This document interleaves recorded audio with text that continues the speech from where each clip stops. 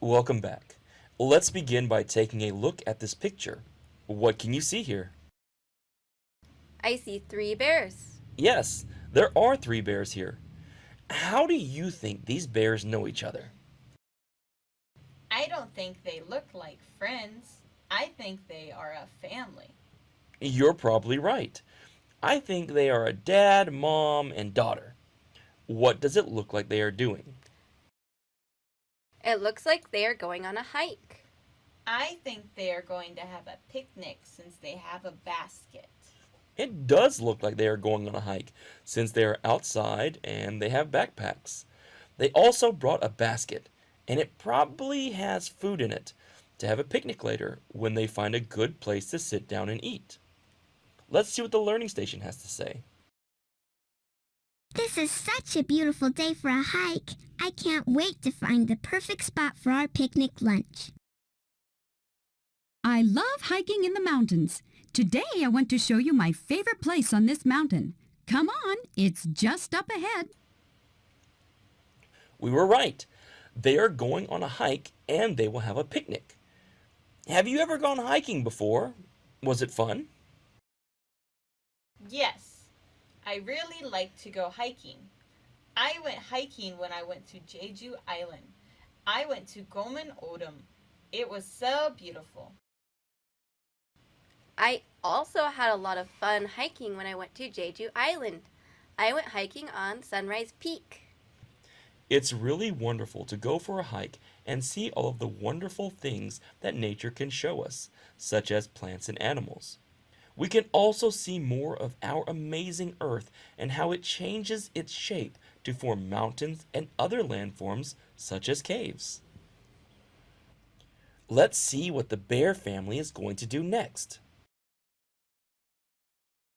It looks like a big hole in the side of the mountain.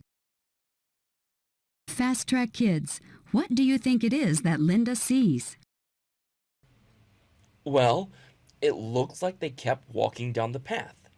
The path is making it very easy for them to walk on this mountain. Let's see if you can guess what a path is. A path is a good way to keep people safe while walking, especially if the path is somewhere difficult to walk, such as a big mountain. A path can also keep us from getting lost. Now, do you see anything at the end of the path? I see some plants. I see a big rock with grass on top. Oh, it has a hole in it. Yes, the part of the mountain that is at the end of the path has a hole in it. It looks very dark inside.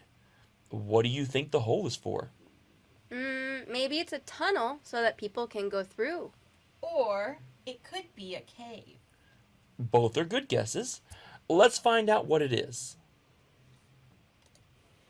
Okay, now the bears are much closer to the hole, and we can see it better. Can you see anything inside the hole? No, it's too dark to see anything inside. Yes, there isn't any light shining into the hole, so it must be really big or deep if the sunlight can't reach inside. I wonder what the bear family has to say about it. Maybe they know what it is. Wow, that looks like a big cave. I've never been on this side of the mountain. We probably shouldn't go in there. Sometimes caves can be dangerous. Fast Track Kids, can you think of why it might be dangerous to go into a cave? Oh, I see. It's a cave. The learning station asked a very good question. Can you guess what might make a cave dangerous? I think there could be dangerous animals living inside the cave. I think I might trip and fall since it's so dark. I think those are both very good answers for why it might be dangerous to go into a cave. There can also be poisonous animals inside. You could definitely trip and fall if you don't have a flashlight. There are other things that can make caves dangerous too. If it starts raining outside, a lot of water might flood it. And did you know there are also many diseases that can make you very sick in the poop of the bats and other animals that live in caves? Pieces of rock sometimes might fall off and hurt you, or block the way and cover it so you can't get out. This is why only people that have practiced going into caves many times should explore them. There are some caves that have been made safe for regular people like you and me to visit, like Kwangmyeong Cave. Let's take a look at some of the things we can find inside of the caves. Now, Fast Track Kids, see if you can remember the names of the items in the cave that you just learned about.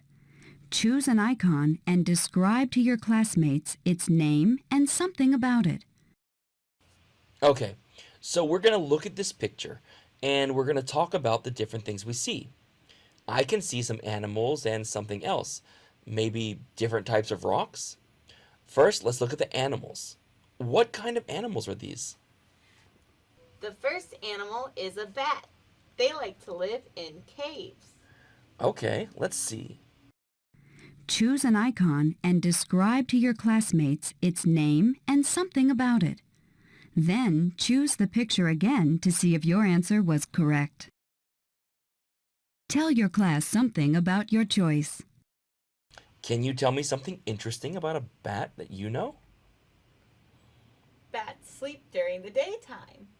They do sleep during the daytime, and that's because they hunt at night. Let's see what the learning station has to tell us about bats. You have chosen a bat. Many kinds of bats like to live in caves where they can feel safe. They can sleep by hanging upside down attached to the cave wall.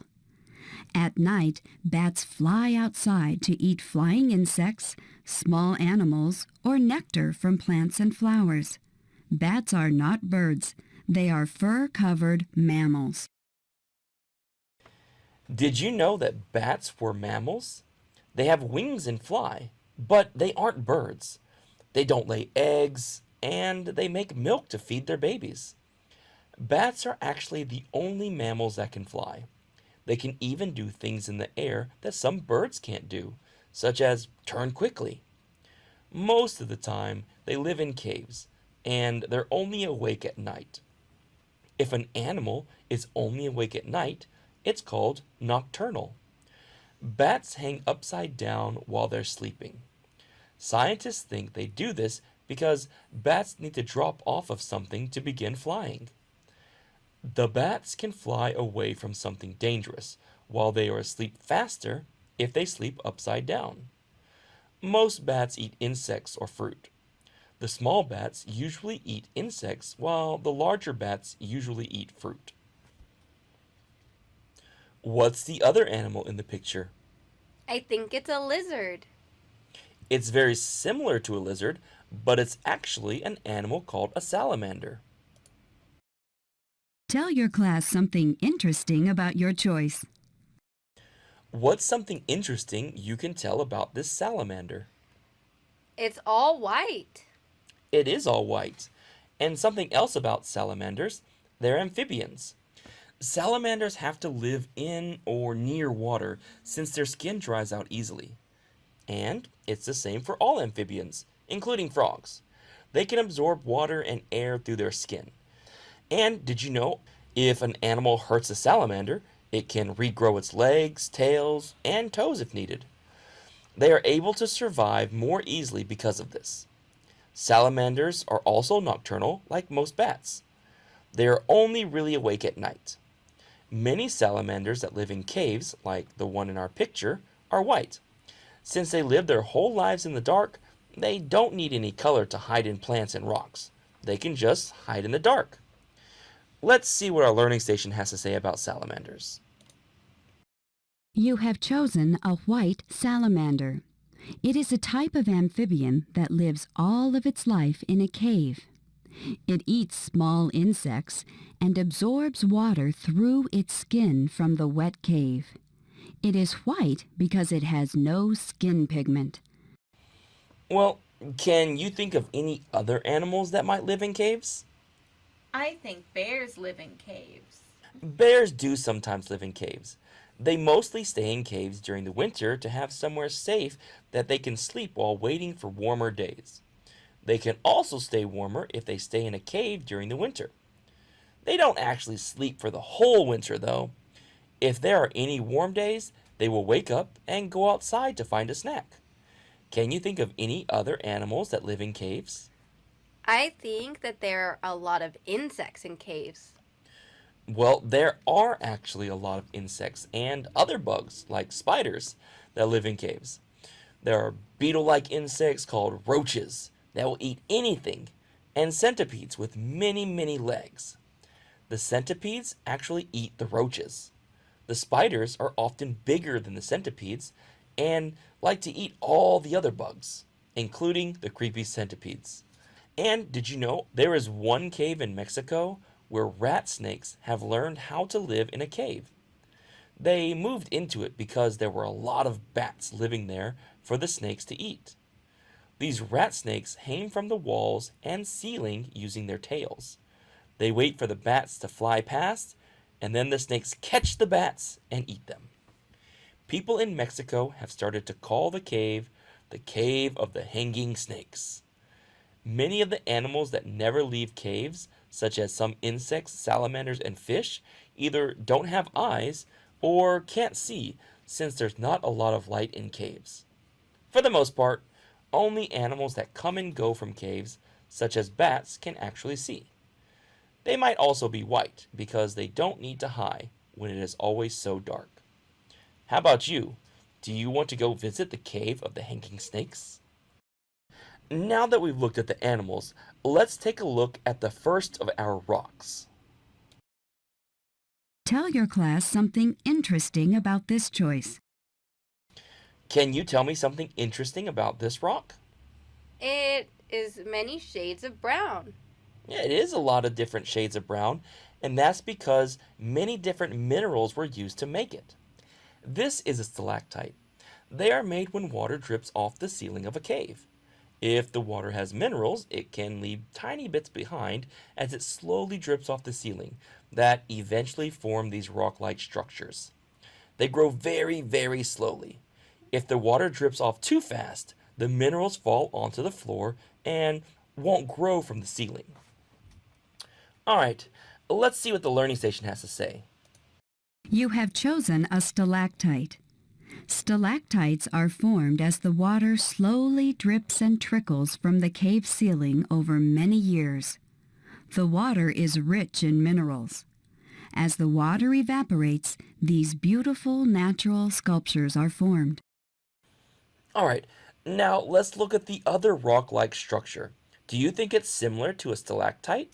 I think it's similar. It looks like a stalactite that is upside down.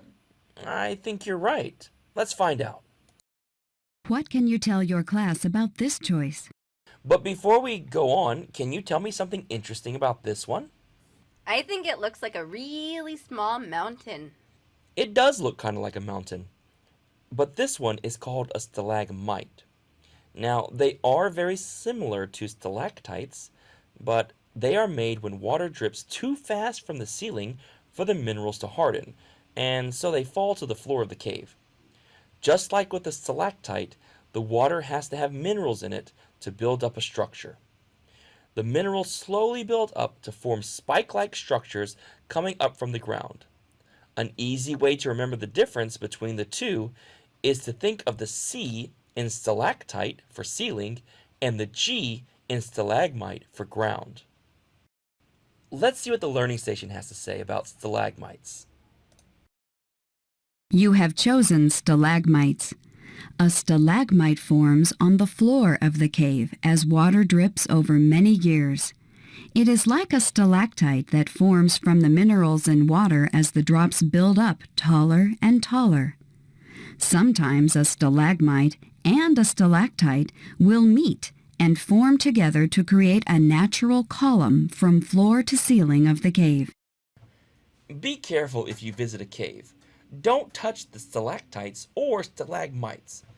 The oils on your hands can mess up the minerals, and these spike-like structures won't be able to grow correctly anymore. You should also never go into a cave alone. There can be dangerous things inside. You can find many interesting and special things inside of caves. Maybe one day you can go on a cave tour with a guide to keep you safe while teaching you about all the amazing things inside.